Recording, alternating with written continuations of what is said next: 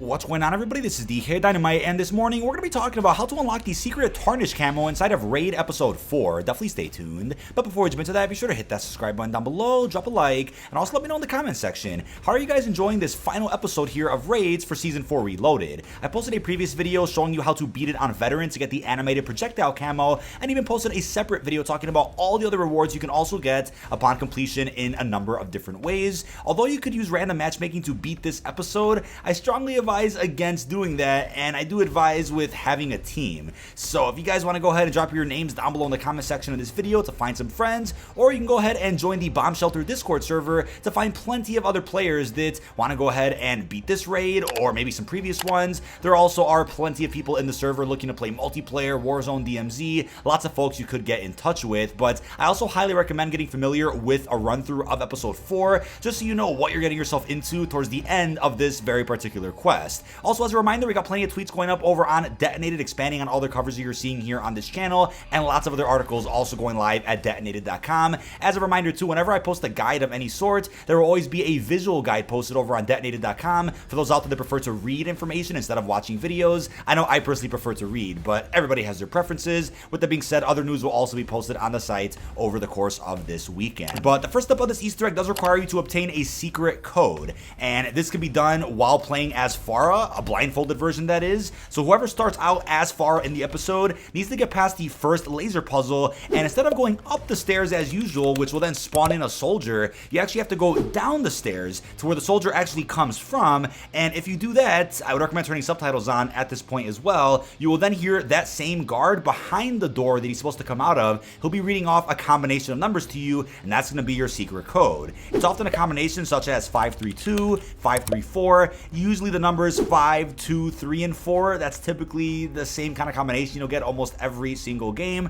Take note of this combination and keep in mind that you are able to die after this point, as it will not affect your progress with this Easter egg. You now want to pull levers in a specific order, so upon proceeding with the rest of the raid, you want to keep note of the numbered rooms in this big hangar you're in just after you free Price and Alex. Once you've cleared the room of all the enemies, and you don't have to even kill them all, but I'd recommend doing so, you need to go along the left and right sides of the hangar and look at the rooms with big windows. Near each big window will be a number. On the left side, you'll see rooms 1 and 3, while on the right side, you'll see rooms 2, 4, and 5. In each room, you'll see a lever that you can actually pull. You now want to use the secret code you got earlier to determine which switches you have to pull. The code typically begins with a 5, and in this particular match, my code was 532. Pull those levers in the correct order. Doesn't have to be all at once, and you should get an audio cue that something was unlocked. Next, you want to collect the Unlabeled Keycard. After getting past the next laser puzzle and disabling the traps, you'll notice an extra room to the left has been opened, but is still guarded by lasers. By pulling those levers previously, that then opened this room. This door, however, would not be unlocked if you didn't do that lever step, just an FYI. You now need to mantle on the nearby crate and then the framework to then jump over the lasers. Once inside the extra room, you will have more lasers to get around, and at the back of the room is where you can disable the traps and find an unlabeled keycard. So you have to Mission Impossible your way to the back of this room to get the keycard that you definitely need for the rest of this Easter egg. Now, a huge disclaimer, you can still fail the upcoming laser puzzles and a restart won't wipe the keycard from your inventory. Previously in episode 2 and 3 of the raids, the Easter egg item you needed in your inventory would have been lost upon a full-on death.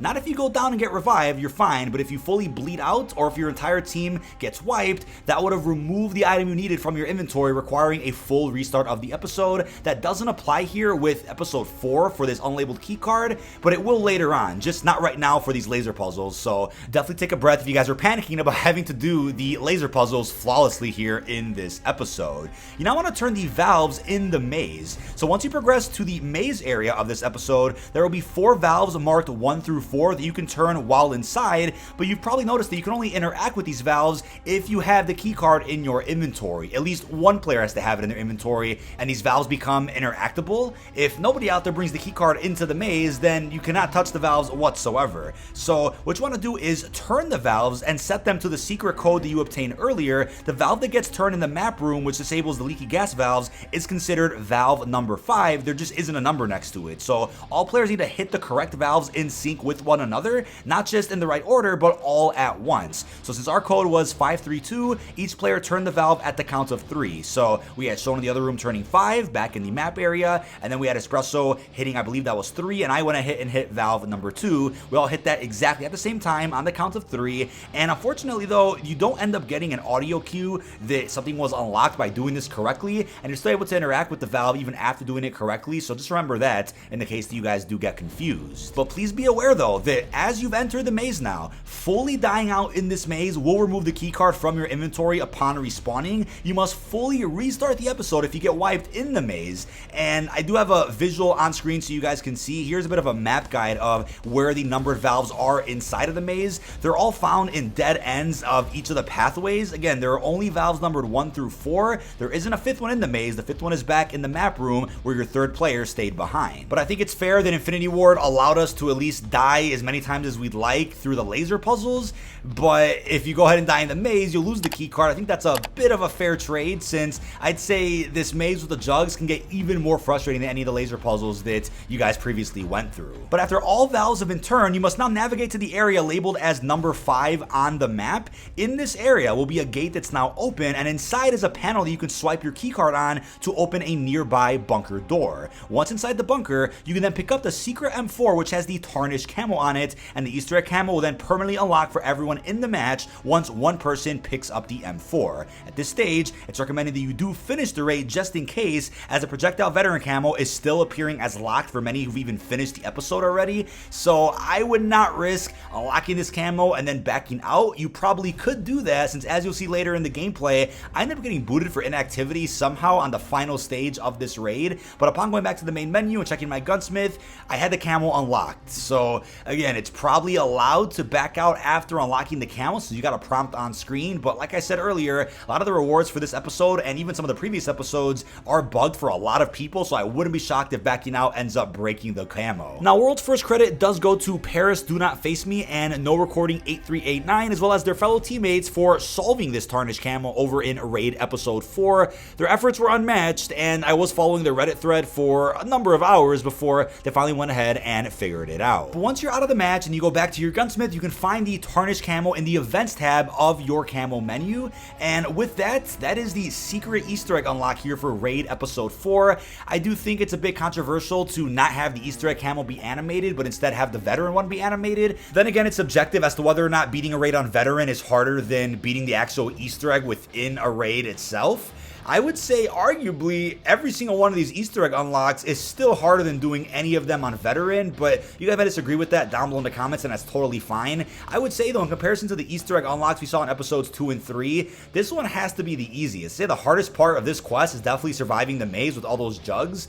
I mean, you want to run a KV broadside, you want to run the Tech 9, as I also covered in my veteran guide, but I would say considering the other 2 episodes that had Easter egg unlocks required you to hold on to something in your inventory without dying throughout essentially most of the episode, that made that a pretty difficult process for a lot of people, whereas this episode's a little bit more forgiving, where you could die an infinite amount of times in the laser puzzles and still be fine. And people out there have a lot of trouble with laser puzzles, so at least you could survive that.